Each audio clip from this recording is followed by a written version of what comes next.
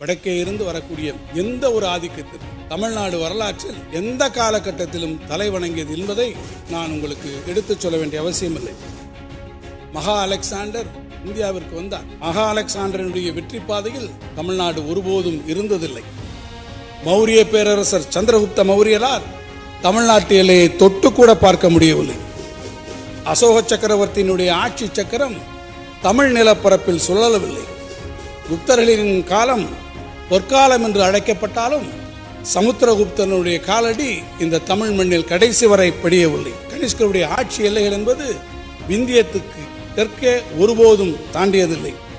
அக்பர் பாதுஷாவின் ராஜ்யம் தமிழ்நாட்டை எட்ட முடியவில்லை.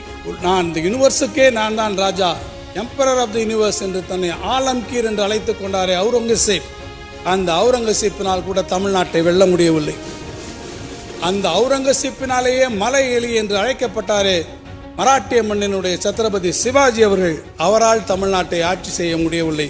பேரவை தலைவர் அவர்களே, இந்த வரலாறு தமிழ் மண்ணிற்கு மட்டுமே உரித்தான வரலாறு என்பதை நான் உங்களுக்கு தெரிவிக்க விரும்புகிறேன்.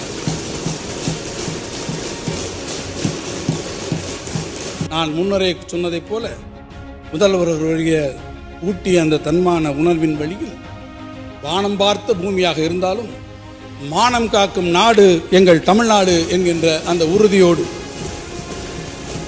நம்முடைய முதல்வர் அவர்கள் பெருமையோடு சுட்டி காட்டினாரே, அதுபோல பாடமாக நின்று கொண்டிருக்கும் எங்களுடைய அருமை தலைவர் கலைஞருடைய அழியாத காவிய வரிகளை நான் நினைவு கூர்ந்து என் உரையை நான் நிறைவு செய்ய விரும்புகிறேன்.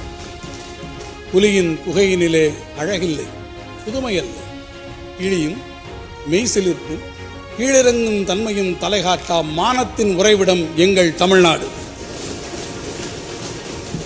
இமய வரம்பினில் வீரம் சிரிக்கும், இங்கே வீணை நிரம்பினில் இசை துடிக்கும், அதுவும் மானம் மானம் மானம் என்றே முழங்கும் என்று சொல்லி என் உரையை நான் நிறைவு செய்கிறேன். நன்றி.